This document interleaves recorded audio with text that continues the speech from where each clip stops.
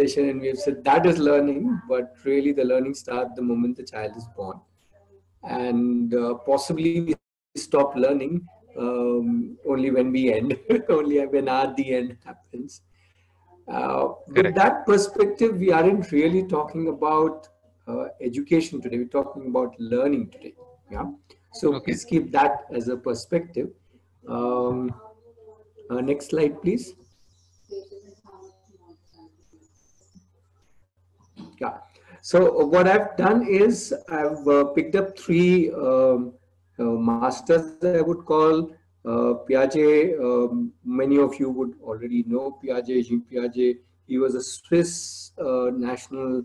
Vygotsky was, Lev Vygotsky was Russian, and our own Jiddu Krishnamurti. The reason I picked these three people and learnings from them is Piaget interestingly talks about the aspect of cooking. How do we cook learning? As in, as a learner, how do I cook learning? Vygotsky, in some ways, talk about how can I eat learning, and Krishnamurti talks about how we can digest learning. Not that these are they are not talking about the other two also, but somehow I relate to them in this way.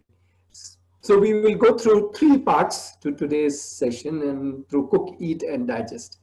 And I guess all three are important. Uh, Now, before we go into what Piaget is saying, and yeah, before that, I want to share a small story. Yeah, next slide, please.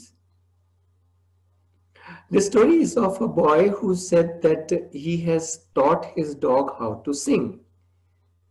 So that is what this boy claimed, that he has taught his dog how to sing. And a lot of people were very kind of excited or impressed, and they said, okay, let's gather together and let's have a little singing session. This is quite amazing. So they all gathered together and a mic was put up and the boy brought the dog, and they said, okay, let's start. And the boy ruffled the dog and the dog just did woof woof. Okay, the boy tried again, the dog just did wow wow. And the boy tried still again and kept on trying, but the dog would just bark. Okay. So the crowd got restless and they said, come on, what happened? You said that you've taught the dog how to sing. So the boy came onto the mic and he said, I did say that I have taught the dog how to sing, but I have never said that he learned it. Okay. Yeah. Nice. Nice. Uh, so what I'm trying to say is, if you want to understand about learning, forget teaching. Let's not think about teaching, because teaching is not the same as learning. Let us see what is learning, and yeah, we'll maybe we will not even require to teach, or that's only an unnecessary burden. Yeah. So we're exploring learning, and we know a learner is all the time learning something or the other, and we are all learning from all ages, and to that extent we decide what we want to learn and we decide what we don't want to learn. The fact that you are here, this means that you have decided to learn something, I hope. Otherwise I'll be like that boy. Right. So let's go ahead. Next slide, please. Yeah. Right. Many of you would already be familiar with Piaget. The key thought that when Piaget's name comes to my mind is about the child cooking his or whom learning himself, is making, creating, constructing his or her own learning. And that to me is the most beautiful part of what Piaget's work was, that, hey, can I not evolve my own learning, create my own learning, rather than somebody else giving it to me on a platter, like in a textbook, or somebody coming on the board and teaching it to me. Yeah. Next slide. So let's take this simple example. Let's say this boy comes running to you and says whatever. If let's say you are an uncle or an auntie to this boy, and says, auntie, uncle, have you seen my green bottle? Isn't it amazing? Or whatever, isn't it so nice, my green bottle? What would be your response? So you can type that in the chat window, please. Whatever would be your response. The child is saying, I hope you can see the screen and the child's photograph. The child is holding on to a blue bottle, but he's saying, he's talking about, sorry, okay, the chat window. Okay, Shreya saying, correct him about the color. Okay, others, what would you do?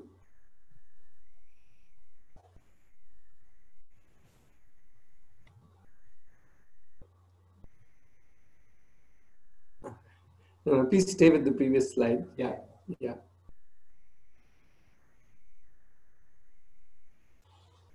Right. So, yeah, some of you are saying that you will correct him about the color or tell him that the correct color of the bottle. I'll talk about colors in the next talk or next thing. So even if you're thinking about whatever color he's saying, somewhere we are coming from that, oh, we need to teach him colors, right? Whether we directly tell him, indirectly tell him, have a chat about colors, show him different colors in the environment, whatever we are coming from, somewhere we are coming from that we need to teach him colors. Yeah, like Sangeeta is saying, tell him about different colors. My question is why? Why do we want to correct him or tell him about colors? Why? Why do you want to tell him about colors? There must be some motivation in you that you want to tell him about colors, whether you want to correct him or tell him in an indirect way or show him the colors around or do a color lesson with him. But what is the purpose? Yeah, think about it. What's the purpose? If the purpose is that child should get the right knowledge, then you think that the way he can get knowledge is from you, right? But let us for a moment assume, okay, right now I'm asking you to assume, I don't know whether you would believe it or not, that the child is capable of figuring it out himself, what colors are, which color is what is each color called. Even if he thinks this color is called as green, how does it matter? Right? How does it matter? He will figure it out very soon. He may go to a friend's house who may show him a blue car and he'll be confused. Then he goes to with his mom to a shop and mom says, show me a green sari, and then he's confused. And then he goes somewhere and so he's collecting data, he's collecting information. Every time he meets these colors, he's collecting information. And sooner or later he will figure out, oh God, this is blue, not green. Will he be? Aren't we all able to? Aren't we smart enough?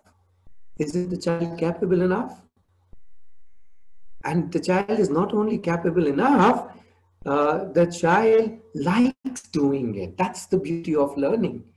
He is all the time gathering, collecting information so that he can make sense of everything, which is how he learned the mother tongue without anybody teaching him, which is how he's going to learn a lot of things unless we jump in saying, no, beta, you are wrong. I will tell you how to learn this. You can't learn this one. You are not designed to learn. I am designed to teach. Next slide, please.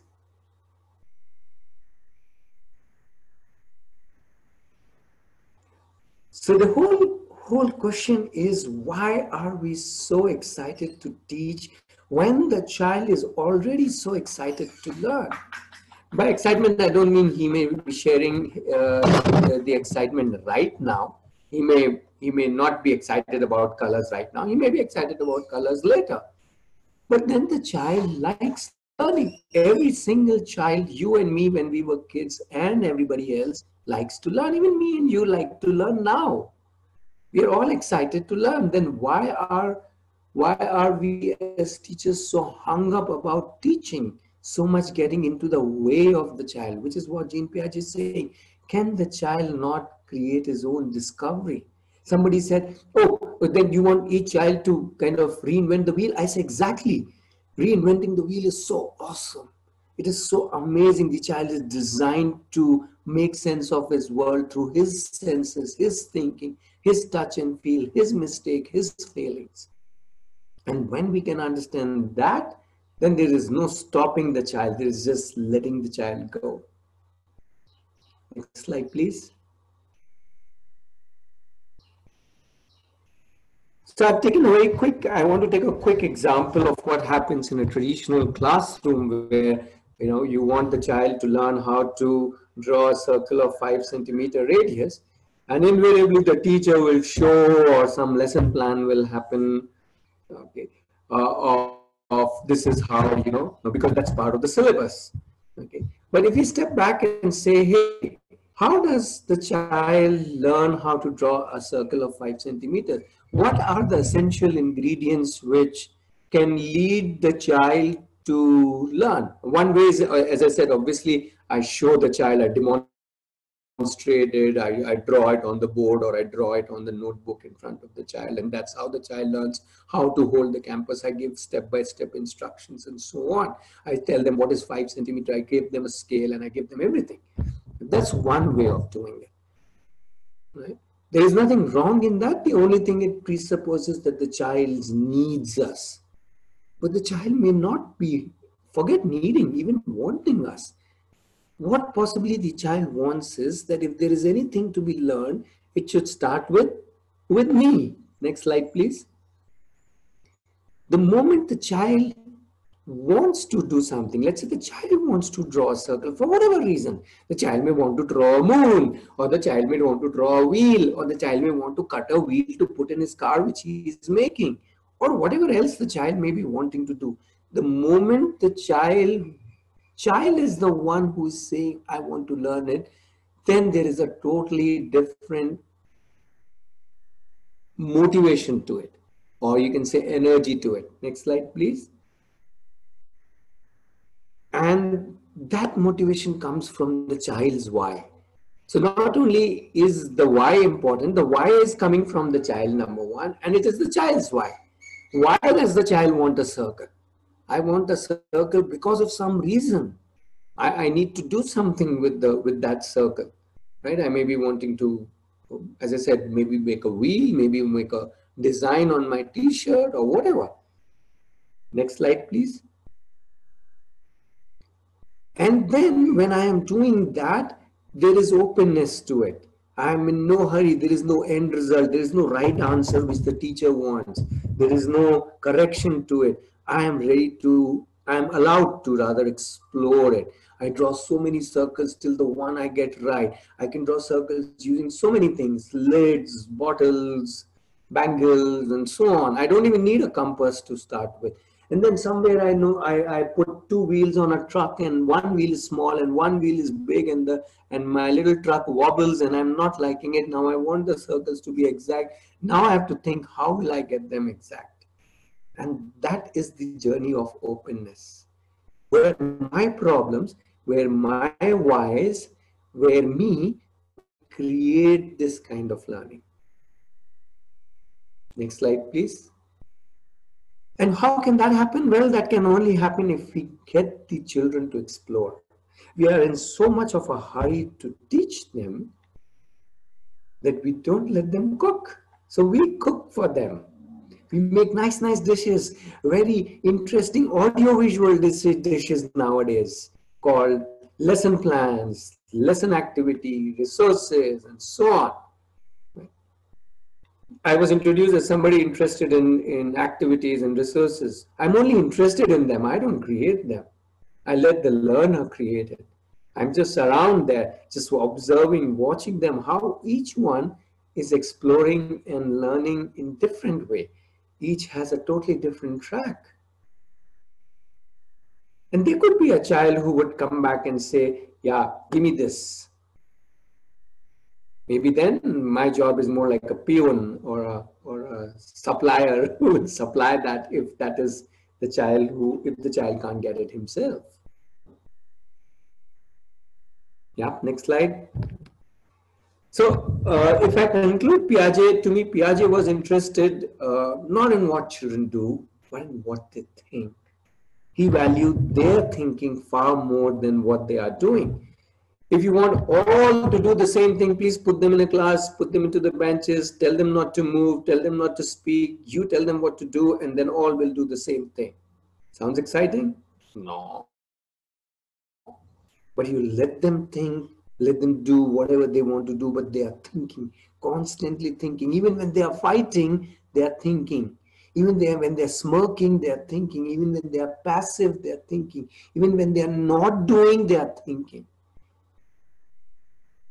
And that is a very interesting thing. And when we can connect with them, when we can find out what are they thinking. So even if a child breaks the rules, so what? What is more important, not that the rule was broken. To me, what's more interesting is what the child was thinking, or rather is thinking. Right. So let me pause here and wait. Previous slide, please. Yeah, thank you. This slide is good enough. Let me pause here because I have talked about the first part. Let the child cook. And what we can value, focus, observe, understand, collect, interact with is the child's thinking. Okay, so let me give a pause so that you can ask questions or share your thoughts, anything. Go ahead, you can use the chat. I think, yeah, you can leave to the previous slide, please. Yeah, thank you. I think just use the chat. And do we want to use the Q&A board, or you want to use the chat? Either, which is, I think I'll prefer chat. Chat would be a better option.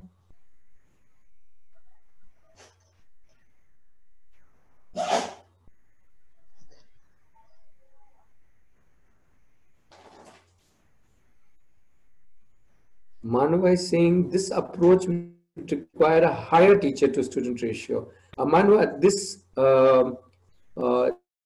approach requires 0 teachers to infinite students. So it's the other way around. The less number of teachers, the better for the children. If there are no teachers around, even better. So this is one approach which totally puts the whole thing upside down. It says teacher is no more important. Why do you even need a teacher? You need a peon like me, who once in a while the children may come. That also is not really required, because sooner or later they will know where are the resources. They can Google up, they can go to YouTube, they can find their own stuff. They can go to books, to the library. So if they know where the resources are, materials are kept, where they will figure out, tools are kept, they will figure out. Ratnesh sir, I have a question over here. You started this discussion on a very nice note, actually, that teaching is not same as learning. Am I audible? By the way, am I audible? Yeah. Yeah. So when you say that teaching is not same as learning, but in the process of learning, you also in the process of teaching, you also learn, right? What are your views on that? Can you repeat? I didn't quite get the question. So in the childhood days, when I was a student, when I used to sit in the classroom, the teachers used to tell me that tomorrow you are going to learn the specific topic, and then you are going to come up on the board and you are going to teach this topic. Now, one of the reasoning which was given to me was that the moment you want to teach, when you want to come out there on the podium and teach, you research a little bit more on it. You come and you read a little bit more, you research a little bit more, and that's how you become a good learner in that process. But when you say that teaching is not same as learning, isn't that contradictory?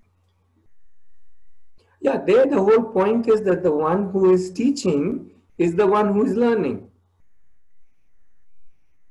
When you were called on the board to teach, who was learning the most? You were learning the most. So teaching there was just an act. It was not a purpose. Okay. And you were the one who was learning the most, because you were the one who was doing more research, you were bringing clarity, you were the one expressing, talking about it, and so on. Okay. Shreya is saying, would this approach be feasible? Oh, come on, this approach is the most amazing for anybody from 0 to 99 to thrive. Absolutely, Shreya. this is not an approach. This is how every one of us learns. We all like to make our own learnings. When we need help, we go to guides, mentors, teachers. I'm not saying we don't go to, but who decides when to go to? The child decides when to go to. In fact, in bigger kids, if you say by the time you reach the elder classes and by the time you reach college, you're pretty much on your own. I mean, you do go to lectures because the lecturers are supposed to be, and you have to have an attendance and so on. Otherwise, actually, that's not really needed. I studied in my college more from my batchmates than actually from my teachers, at least in my college. So by the time you reach higher studies, you're actually on your own. So it actually makes sense. Okay, Shilpa is saying action is not there, only thinking will not make things happen. I'm not sure, Shilpa, what you mean. Action is not there. You think a child is just going to sit around doing nothing? Absolutely not. Forget child, even as adults, even I find it difficult to just sit around doing nothing. We are all the time acting. So why do you think that action is not there? Action is very much there. So thinking leads me to act, and acting leads me to think, and thinking leads me to act, and so on. The whole cycle continues. Manu is asking how to assess if learning has happened. Okay. Can we wait till the Jiddu Krishnamurti part comes and maybe then you will get your answer? That's the digestion part, right? We're still on the cooking. Who's cooking? Yeah, you can just call me Ratnesh. I'm not a sir. I don't teach. I am just here to show some of the thoughts which are there with you. You already know this. You have learned so many things. Your children have learned so many things just on their own or by them finding it out, figuring it out, doing research and so on. Children have learned so many things. They learn how to master a gadget much before I get to master a gadget, right? So they are very, very quick. They learn so many new games, so many new songs, so many new things. They just learn. So it is not something that I'm telling you which is new. It is as old as, let's say, human beings possibly. No, Aditya, sorry, I never said to understand the child's psychology. Did I? No. I said understand the child, not the psychology part. I don't even know what is psychology. I'm not a student of psychology. I'm a student of the child. Does that make sense? I can understand a child by observing him, by listening to him, by seeing what he's doing. I may not fully understand. That way, though, nobody is able to fully understand anybody, not even psychologists. The point is, I can be connected to the child, rather be connected to my knowledge.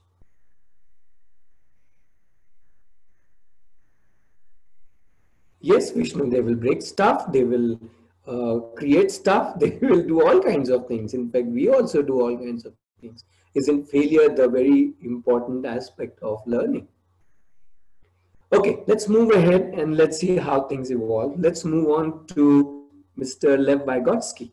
Again, maybe not as popular as Jean Piaget, but somebody who was very, very influential in the way a lot of people started looking at learning after he talked about this in 1950s. Though I would say in terms of it percolating into classrooms and schools, it's still a long way for us to go.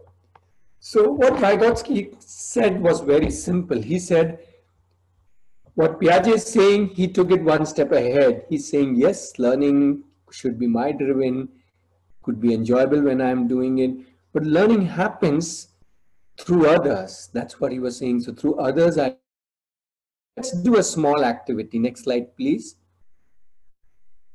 Right? I want you to unscramble this word. Okay. If you get the answer, so this is a one word. Okay.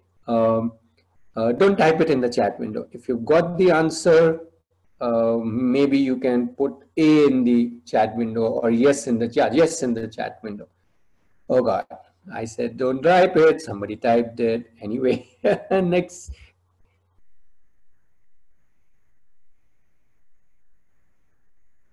Okay, next slide, please, or rather next click, please.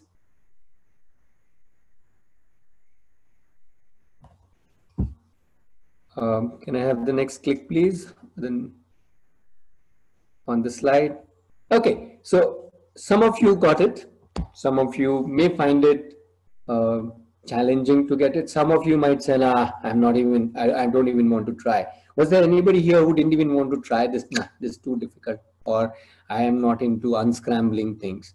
Was there somebody give me yeah, a yes, that I was the one who didn't want to do it?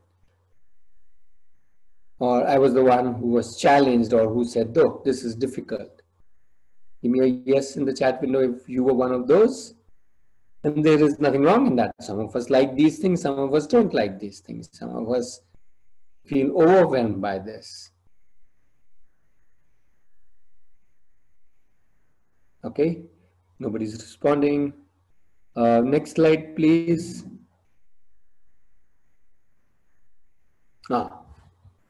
Yeah. So, well, what I would have done with a group of people, if I have given this problem, I would be ready with a little clue, right? For people who either don't like doing it, or for whom this is too tough. Okay. So what was happening? For some of us, this is easy. For some of us, it is not easy. It is challenging. For some of us, it is not even challenging. It is like way beyond me. It's out of my, it's like frustrating. Yeah. Next slide, please. So what Vygotsky showed us that we all have these zones, right? There are these zones where I'm comfortable doing something, okay, which is like, if I would have jumbled the word me, you would have found it, right? Then there is a zone where I need a little challenge, okay, but I can do it myself. Then there is another zone which he called the zone of proximal development, where it is more challenging to me, so I need some kind of a support. And that little visual in the previous slide, can we put the previous slide, would work as a support for people who are finding this quite challenging. And there could be possibility, next slide please, that there could be people who would be in the impossible zone, or what I call as the frustration zone, where the challenge is too high. So some of us will not even attempt this, right? So what he showed to us, that there are these three zones, broadly learning zone, comfort zone, challenge zone, and the impossible or the frustration zone. Now the question to all of you is, if you haven't been to Lev Vygotsky's learning before, is which zone you think learning really happens?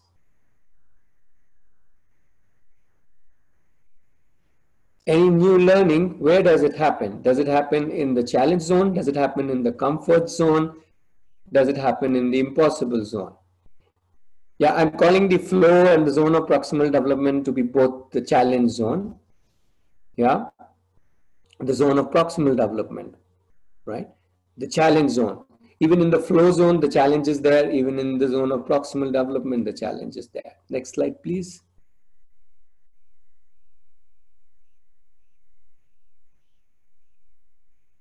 So that's very obvious. If I'm not challenged, if I can already do something very comfortably, then I'm not learning anything new. If you give me a simple word or if you give me a simple task which I already know, then I'm not learning anything new. The moment you add a challenge to it, or I add a challenge to it, then it becomes, yeah. Let's take an example. Let's return to our good old water bottle. Let's assume a child is trying to open a water bottle, his water bottle or her water bottle, and she's not able to open it. Maybe the cap is too tight. Maybe she's turning the other way around. I don't know, but she's not able to open it and she's quite frustrated. And she comes to you and says, my water bottle is not opening. Please open it. Yeah, in a little frustrated tone. What would you normally do? Or what do you think people will normally do? Go ahead, reply in the chat window.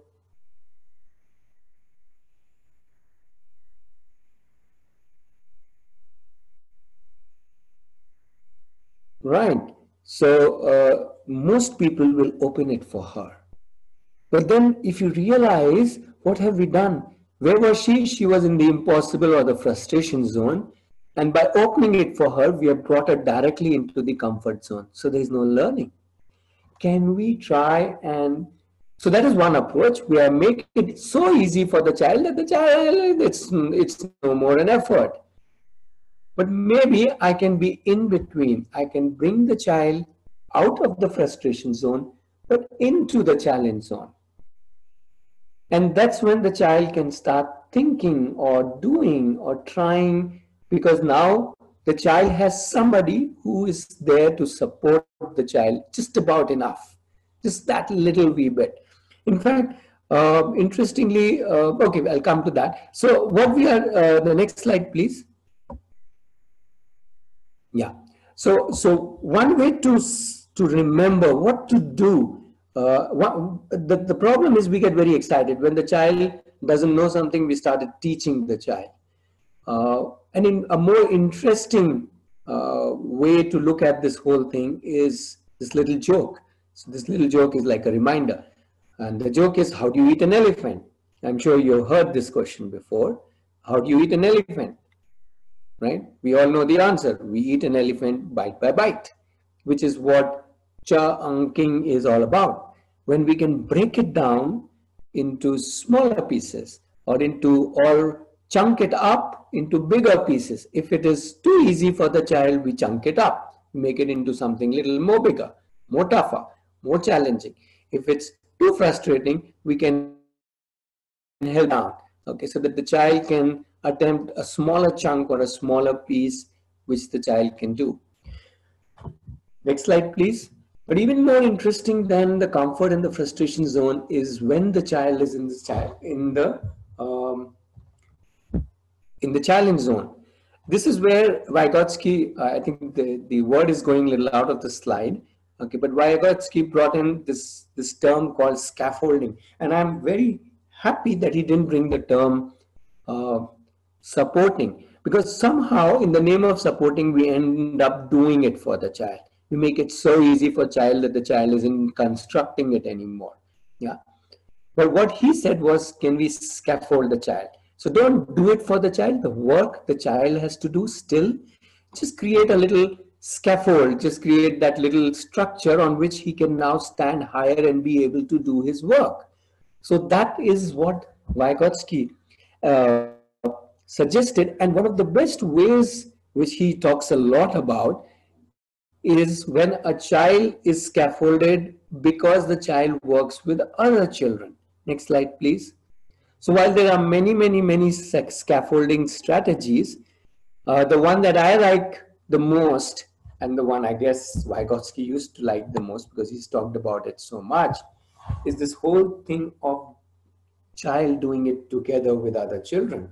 So even if we do have to do something, let's do it together. It's more fun. There's more energy. There are more ideas that come. And I end up learning so many more things when I'm in a collaborative environment, right? So there are many ways of scaffolding. You can scaffold the child by reminding the child what the child already knows, or you can scaffold the child by bringing in a resource or point out to a resource.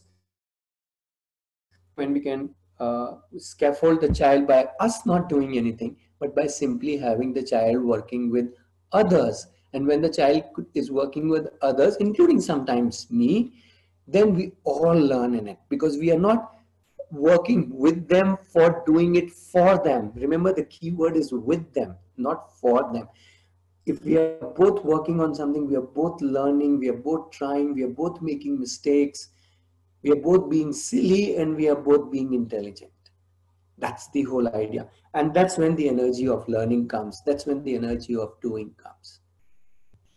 So what Vygotsky is also saying in a very interesting way is that children are designed to challenge themselves. If they get bored of when they learn something, they get bored of it. Now they want the next challenge. That's how, if you see video games, that's how they are designed, right? If I get bored of level 1, I need to go to the level 2, or if I get too comfortable with level 1, level 2, then level 3 and level 4. So the video games guys know very well how to hook the children on, keep getting them a next level, right? But really speaking, in my experience, we don't have to really do too much. Children, by their very nature, are uh, they want challenges. They want next to next challenge, and they want to make it more and more difficult. If they scored 50 runs today, they want to score 100 runs tomorrow. They're not so happy just scoring 50 runs every single day. They want to go higher and higher and higher. Right? They are so, in that sense, they are so internally competitive. I'm not talking about externally competitive, but I'm talking about beating themselves every single day. They want to beat wherever they were. If they're jumping from 2 steps, they will jump from 3 steps. If they're knowing 10 different words, they want to know an 11th word, and so on. They're all the time wanting to outgrow themselves, which is why childhood is all about growing, and I hope adulthood is also about growing. Yeah. So next slide. Right. So the moment we put children in a social groups, the moment we let them connect with each other, learn from each other, and if required, we come in as a co-learner, a co-creator, a co-partner, rather than a teacher, then a lot of scaffolding happens, a lot of challenges gets taken up, and a huge amount of exponential learning happens simply because we are all together in it.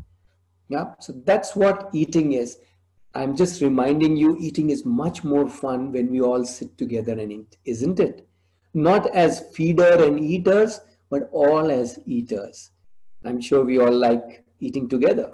And that's what Vygotsky was talking about. Eat together and you will have more from your food. Right? Okay, I'll pause for questions or thoughts.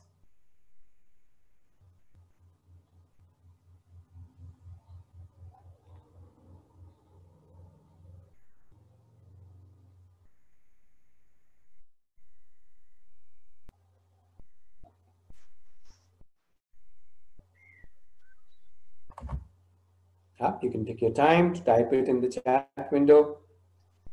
Or if, I don't know, are participants allowed to come on mic, then you will have to allow them. I don't know how that works. Maybe chat would be a better Okay, option. sure. However, Vibha did raise her hand. If she'd like to ask something. sure, Vibha, please type in the chat.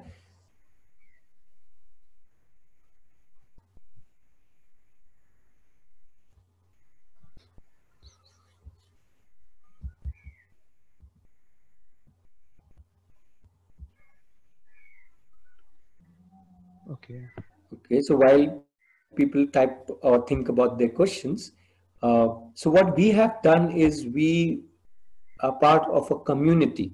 We believe that, much like Lev Vygotsky, much like Piaget, we believe that when we work as a community, not as a school, not as a teacher, not as a child, not as a student, but as a community, where all ages from 60 years, 80 years, 6 years, 10 years, 50 years, 25 years, all are together and all are doing a lot of different things, then there is so much more learning that happens. There's so much more guidance that happens very automatically.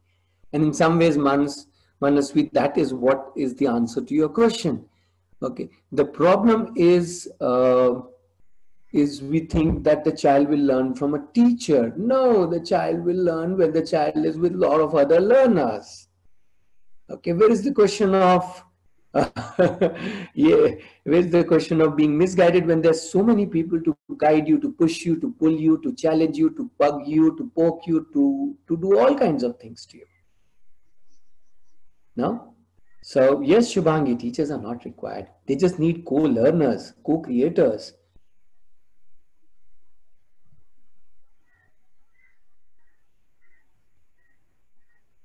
Okay, there was one thought says how to be stress-free in a distress situation.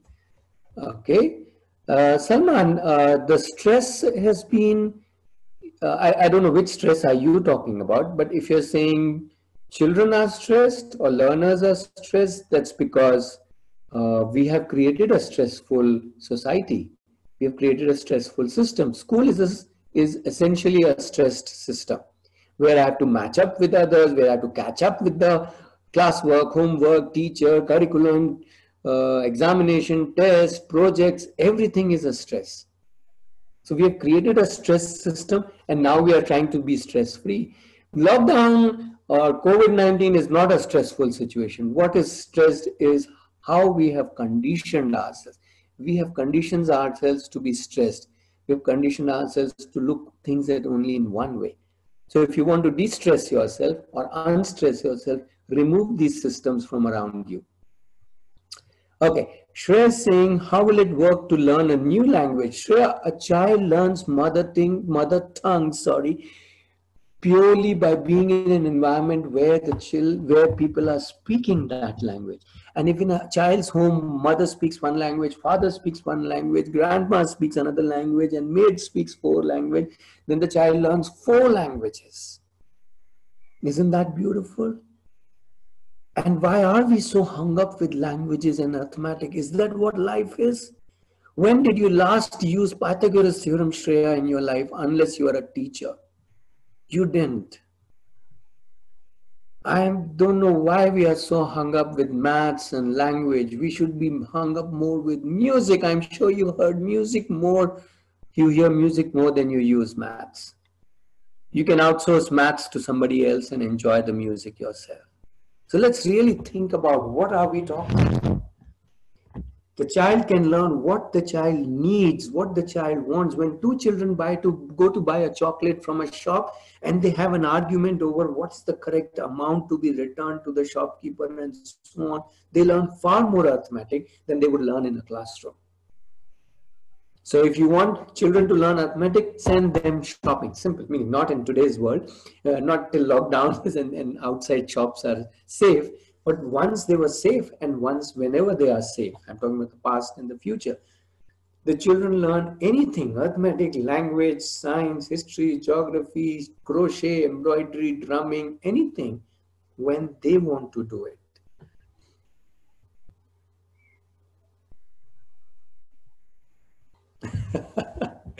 Well, we are going little off topic, Shreya. I think yesterday's session, not day before yesterday's session, was more talking about the self-directed learning.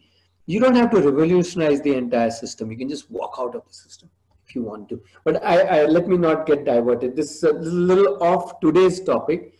Some other time we can talk about how we can walk out of the education system, the schooling system. We can get into open learning where there is so much freedom to children. My both children have not gone to school. My elder daughter, she's now 21. She's not even given 10th, not even given 12th, not gone to any college for that matter. She's an happy being. But okay, I will please, somebody please pull me back to the session and say, don't get diverted. Okay, so let's not get diverted. Let's come back and meet Mr. Jiddu Krishnamurthy and see what he's saying. Well, what he's saying is very, very important. Next slide, please.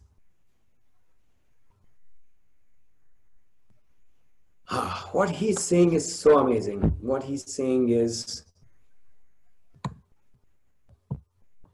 that we have thought somewhere that education is all about what's there in the books, which somebody decided. I don't know who decided. Yeah. Do you know who decided what should be the curriculum? I don't know. Whoever decided was definitely not in sync with life, because life is very interesting. In fact, I meet emotions more than science concept in my day-to-day working, but nobody ever taught about emotions in my whole school, college, postgraduate, whatsoever, right? This is when I deal with emotions every day. I fight with people, people fight with me. I put down people, people put me down, but nowhere was this taught. Yeah. So how far is curriculum from our reality? So Krishnamurthy is inviting us that can we understand? And what is this understanding? We are talking about, can the child understand himself? Is that possible? Somebody was asking a little time back in the chat that how will we assess the child? Okay, I'm forgetting the name of the person, but whoever was asking, my question to you is this: would you like to be assessed by others? And this question, not just to you, is to everybody in this session. Would you like others to assess you? I'm not saying do others assess you. They may be assessing you, but I'm asking, would you like others to assess you? Liz says no. Others? Oh, Liz says no. Sangeeta says no. Vibha says no. Shreya says no. None of us.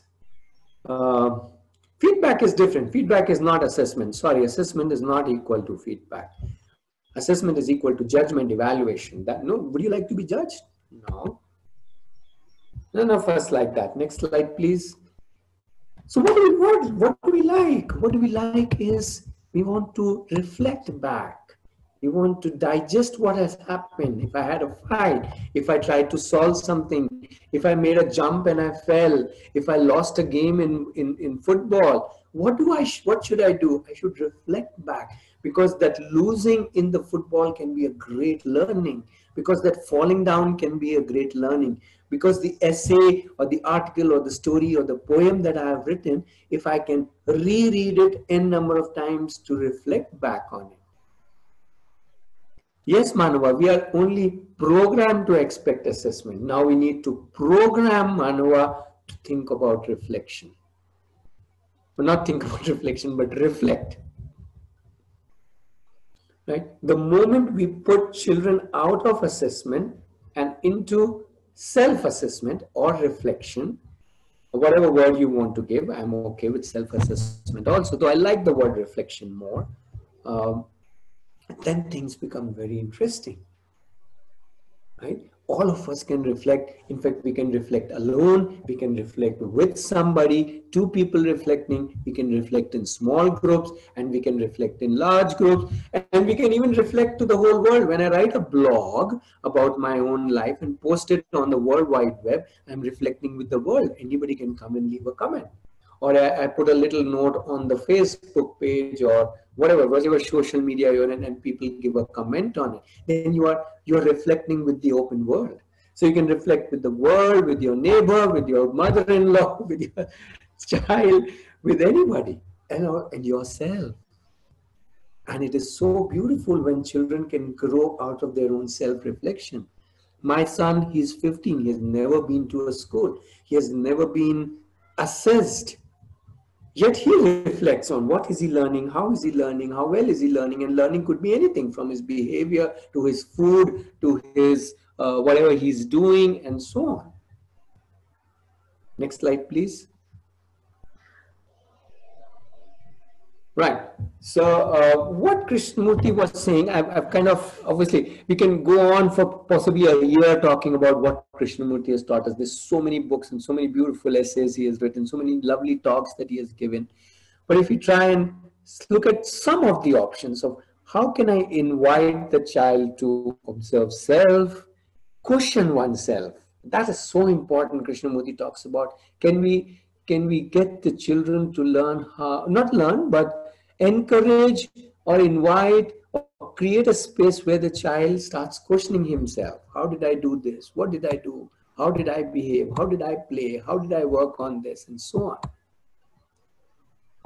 And the other thing which leads to almost immediate reflection is failure, which is why failure is such a beautiful thing. We have created a whole education system which is not at all about failure. It's all about success. It's trying to see everybody has to be success.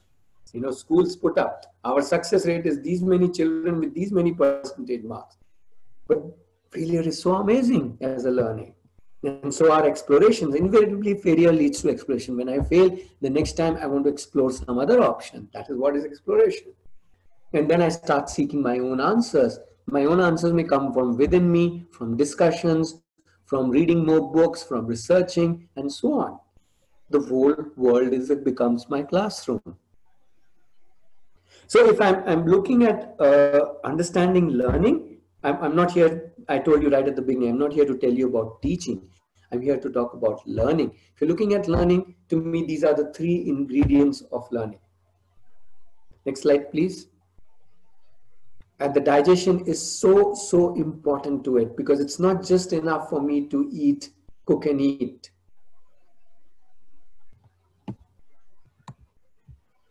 And that is when if I can invite this way to the child, then I'm really doing the right, really doing a big favor to the child, a child who can who now has an adult whom he can or she can share her reflection openly without being judged, without being assessed, who can say, oh, I bungled up big time. I think I don't know this. I didn't think I'm terrible. It was wrong on my part. Oh, what an amazing, isn't that these words amazing? When we kind of look at all of these coming from a child because the child is assessing himself. Next slide, please. So the next slide is a thank you slide. Why I'm talking about these three is also because we are in Arohi doing this exactly this way. We are letting the child construct his or her own learning. In fact, the learning here is totally open. Children decide what they want to learn, how they want to learn, when they want to learn, how much they want to learn, how well they want to learn. This is what I wanted for myself in my childhood, but I didn't get it. Then what we do in Arohi is that we have a community, all ages are there, and we are all learning from each other. So we live like a community, learn like a community, scaffold each other, just like Vygotsky said. And we spend enough time and importance and value to self-reflection, to think back upon my day, my task, my work, whether I cooked something, whether I read a book, or whether I played a game, or whether I made something.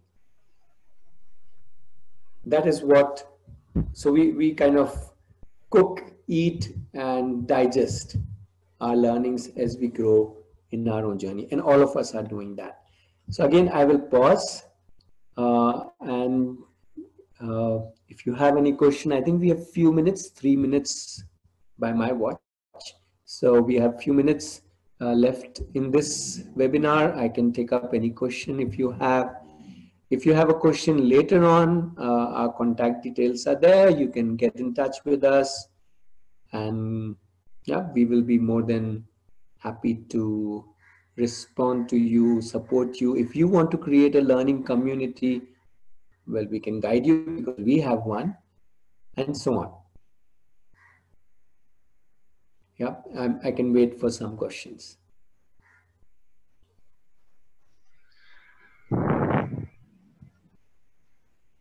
Sir, I have a question myself. You mentioned that your daughter has been like homeschooled from her childhood. Unschooled would be a better word. Okay, yeah, go ahead. Sure. So, could you please take us to the journey as to how did you do that in the past? How is it a feasible option for your children in the future? Because as of now, when we look at there is this one whole vicious circle which has been created, that if a person wants to work in a corporate, or if they would like to pursue something, then their past 10th 12th graduation is something which is looked into. No, I disagree with that statement. There is just only one way to get a job. Even if you want to get a job, the other way to get a job is based on how well you know something, how skilled you are. In today's world, people have stopped looking at degrees. People have started looking for skills, for portfolios. People want to see what have you done rather than some marks to just show that you are capable. Marks don't make us capable. Out of the college, I don't know anything to do in the corporate world. When I get into the job, that's when I start learning. Imagine I have a 14-year-old who is into stock market trading already because he has learned that. I was telling him, if you do this for another 5 years, you will be far ahead of any MBA in financial investments. Yeah. Obviously, at 14, he's doing it and he knows so many concepts and he's explaining those concepts to me. And I'm saying, wait, this is too much for me. So it's the jobs are no more. The companies are no more looking. Maybe government will look for, maybe but the government. So it's only those little number of jobs. Otherwise, you can always get a job. You can always create a job for yourself. You can always be an entrepreneur, a startup. You can always join a group of people who want to do something. Life isn't just about getting employment. Come on, we have much more meaning to life, which comes from the joy of doing what we want to do. Yeah. Sure. Yes, Liz, please answer.